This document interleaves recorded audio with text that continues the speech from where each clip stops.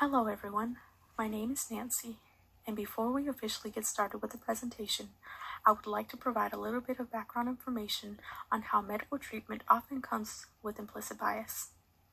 While unfortunate, and although we all may want to deny it, implicit bias in medicine is a thing. As health professionals, we want to provide everyone we come in contact with top quality care. This, however, may not be the case as there is a lot of implicit bias in medicine. It can be seen with pain management. A 2016 study revealed that there were a large number of white medical students and residents that believe that there are biological differences between blacks and whites, such as blacks having thicker skin or that they have a decreased nerve function that allow them not to feel pain. The study stated that these black patients are significantly less likely to be given medication over their white counterpart for the exact same pain. Bias is also evident in heart disease in women. In an article written for The Guardian, Dr. Nikki Stamp recounts as she was in a meeting with male cardiologists discussing a female patient who had walked into the emergency room complaining of pain in the arm and shortness of breath.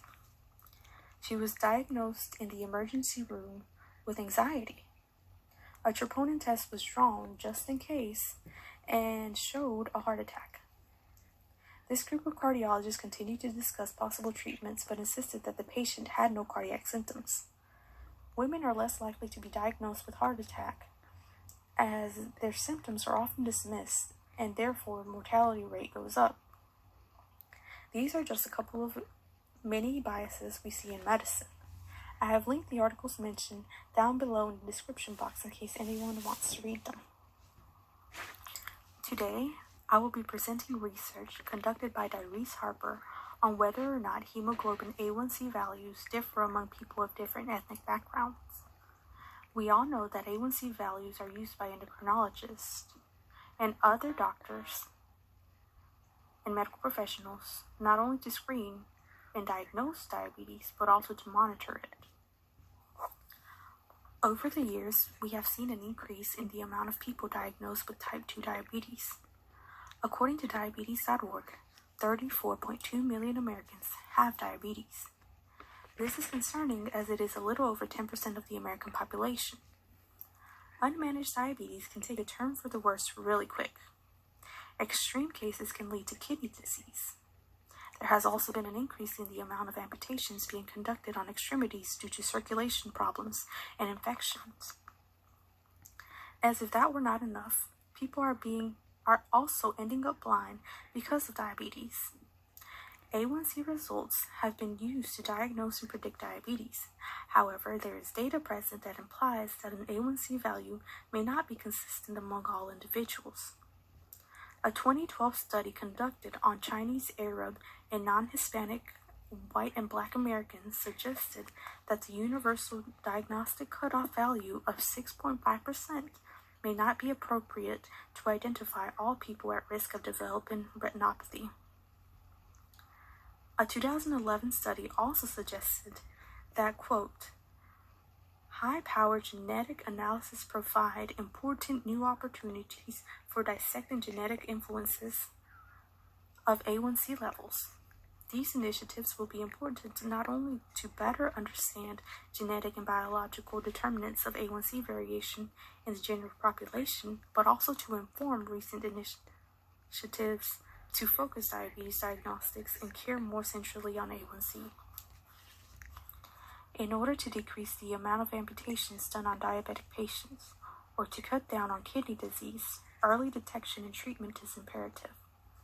The overall purpose of this research is to explore if there is a genetic component that could explain the differences in A1C values not only among blacks and whites, but also among Hispanic, Asians, and other groups by locating differences in genetic loci through genotyping.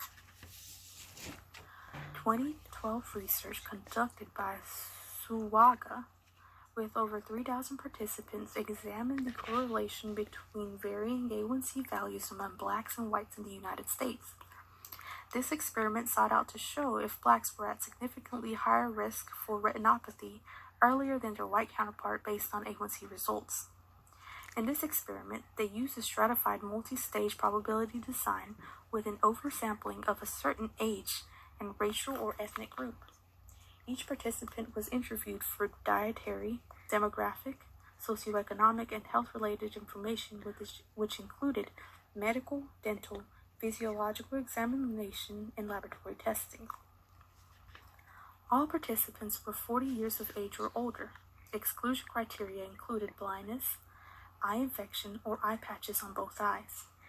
These were excluded due to the need for retinal imaging examinations. Once interviews were completed, A1C values were measured on 2 different instruments and 2 retinal images of each eye were taken. In this study, diabetic retinopathy was defined as the presence of 1 or more microaneurysms or more severe forms of retinopathy. Suwaga concluded that A1C levels are consistently higher in Black participants than in white participants for any glycemic level, meaning that the risk of retinopathy appears at lower A1C levels for Blacks than whites. I'm not going to go into too much detail about another study conducted in 2011 by Selvin, but he also showed racial disparities among Blacks and whites in the U.S.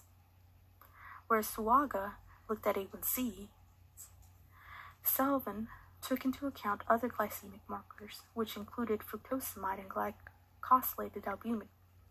Selvin goes on to explain that Blacks exhibit significantly higher glycosylated albumin and fructosamide levels than white participants with the same A1C. Like these studies, there have been numerous more that have taken a look at the discrepancies in A1C levels between races. Not just between Blacks and whites, as there was also a 2009 study between Punjabi Sikhs and whites, also showing Punjabi to have lower fasting glucose, yet an increased A1C levels when compared to their white counterparts. Through our proposed genetic study, we will closely examine the genetic association of A1C and why they vary among different people groups in an attempt to improve patient diagnostics and care through revising and improving A1C diagnostic cutoff levels. You may be asking how we plan on doing this. The plan is simple. We will first begin by selecting participants from the 3rd National Health and Nutrition Examination Survey. Why? Because these patients represent non-institutionalized civilians of the United States that have previously had a physical examination, household interview, and phlebotomy. Using the method of Grimsby, this study will be limited to non-diabetic patients 20 years of age and older, with 8 to 23 hours of fasting prior to blood sampling. Race-ethnic groups will be assigned based on self-report. Diabetic patients will be excluded as we do not want possible treatment interference. A1C will be measured by using the Bio-Rad Diamat glycosylated hemoglobin analyzer system, which uses HPLC principle. Genotyping will be performed using Sequinum iPlex. We will genotype 11 SNPs at 10 loci, shown among white non-diabetic individuals in meta-analysis of glucose and insulin-related trait consortium to have genome-wide significant association with A1C. Specific SNPs will also be listed below in the description box. In the same manner as Grimsby, we will calculate a genotype risk score to test the collective association with A1C of 11 SNPs at 10 loci. We are assuming that each SNP is associated with A1C based on previous association results in whites. We will also perform a secondary analysis using the 8 SNP non-glycemic risk score by excluding the 3 glycemic loci. We will then take this information that we gathered and stratify the analysis by race and ethnicity. P-values for differences across race-ethnic groups will be calculated using Satterthwaite adjusted F statistics for continuous variables and chi-square tests for categorical variables. To estimate the significance of differences in allele frequencies across groups, we will use Fisher extract tests.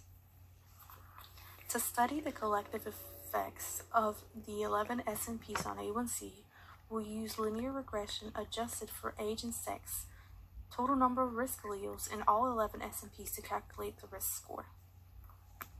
We will also calculate the adjusted model R2 with and without genotypic risk score for each group to determine the percent variance in A1C explained by genetic effects. To determine if a significant genetic risk score has any effect on A1C, we will also apply the following linear regression model on the whole sample. A1C level equals sex, age, genetic risk score, ethnicity risk score, times ethnicity interaction. Upon thorough completion of our study, we anticipate that there will be substantial evidence of race, ethnic heterogeneity at many A1C loci. This heterogeneity will provide evidence of significantly increased A1C values in Blacks, Hispanics, Mexican Americans, and Asians versus those of comparable whites. This data will provide implications for serious consideration of reevaluation of A1C diagnostic cutoff values while helping to reduce health disparities. It is no secret that a large number of disparities exist in many areas of healthcare. This study will also provide basis for additional studies involving other laboratory values that could be influenced by genetic variants, allowing for earlier diagnosis, improved prognosis, and overall patient care.